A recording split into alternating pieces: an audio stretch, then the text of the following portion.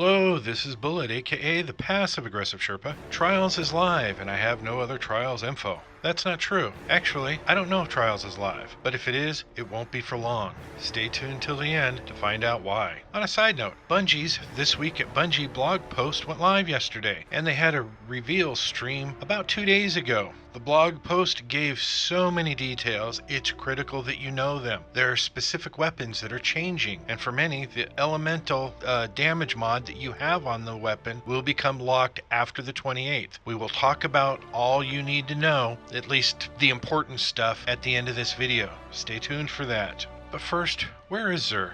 And what does he have for us? And Trials is live. Alright, let's take a look at where Xur is. He's at the tower. For some reason he wasn't showing up on my map. I don't know what's going on with that. Hopefully by the time you view this, he will be there. So if you don't know how to find him, just track him on your map or follow my path.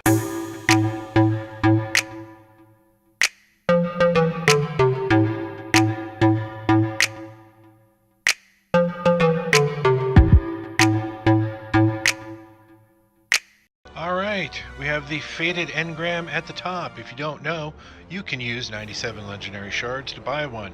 It promises you an exotic you don't already have. But if you do have every exotic, you'll end up with a dupe that you could have bought for just 10 shards at any vault location. But new exotics are still available. So if you think you're missing some, check back with Xur on each character because the inventory is based on character, not account. But you can only get 1 engram per account per week. Up first for the hunter, we have the Celestial Nighthawk and its primary perk, Hawkeye Hack. Modifies Golden Gun to fire a single high damage shot. Enemies eliminated by the shot explode. This is a must-have. Moving on, for the Titan we have the Doomfang Pauldron and its primary perk, Horns of Doom. Void melee kills give super energy. While Sentinel Shield is active, melee kills recharge your grenade, and grenade hits extend your super. I don't use this enough, but it's still worth having. Moving on, for the Warlock we have Wings of Sacred Dawn, and its primary perk, Tomb of Dawn. When Dawn Blade is equipped, aiming weapons while mid-air suspends you there for a short time. Precision hits extend this effect's duration. Another one I don't use, but it's good to have for your inventory. And lastly, we have Prometheus Lens. Its primary perk, Prismatic Inferno, fires a solo trace beam and generates a damaging heat field that grows while the weapon continues to fire. Another one I don't use enough. It's probably very effective when there's a solar burn, but for that I now use my new Whisper sniper rifle. Then we have the 3 of coins. I've been collecting these because the new expansion year 2 deal is coming out, and I want to make sure that I get everything as quickly as possible because I don't like to wait. And then we have the exotic, the 5 of swords. I don't know if this is going to last past the expansion because there's not going to be a prestige Nightfall. There's going to be some amazing changes to Nightfall. We're going to have 3 in a week. I don't know how that's going to work or look, but it sounds great that you'll be able to do 3 Nightfalls in a week. I think it's great. And that's it for Xur.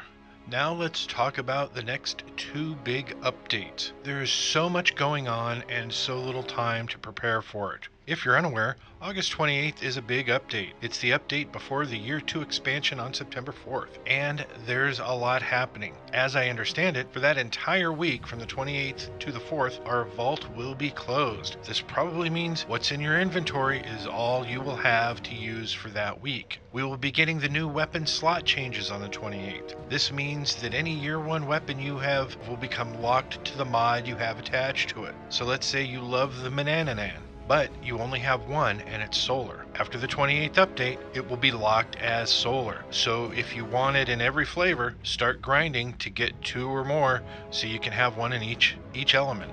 There's a short list of weapons in Bungie's blog post that will become kinetic on the 28th. Check that out so you don't waste any mods on those specific weapons. Then there's the matter of our power. How to obtain it will be changing a little. There will be changes to the milestones. Some of those milestones now will be more important than others and grant more powerful weapons. And here's a look at the new map. I don't know where the Callous raids are. I don't know.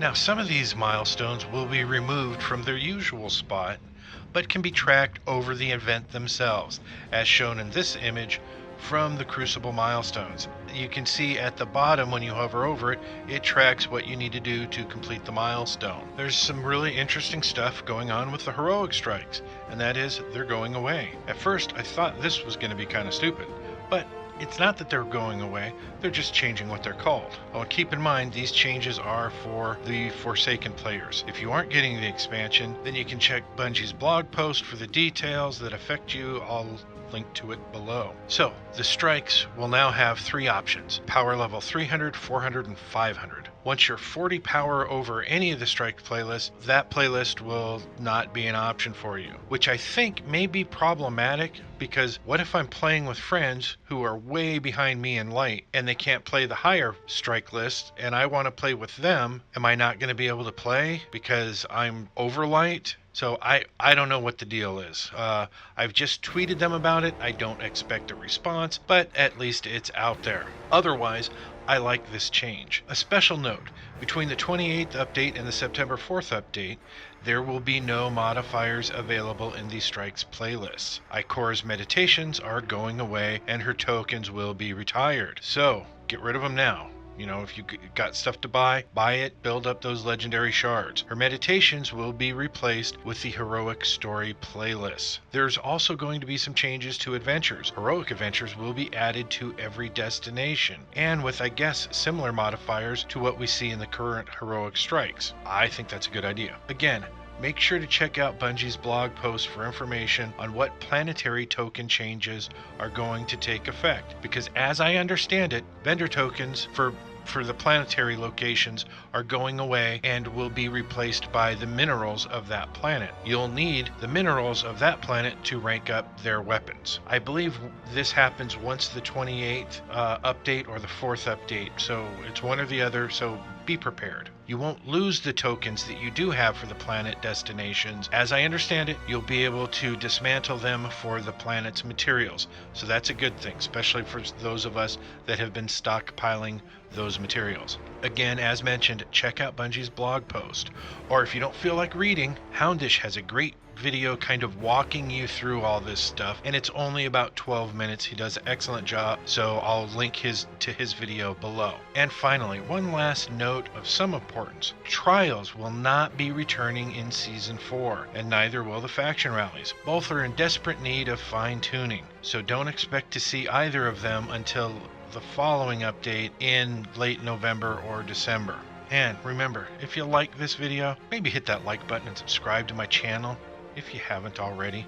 And if we could get 1,187 likes on this video, that'd be great. But most of all, thanks for watching.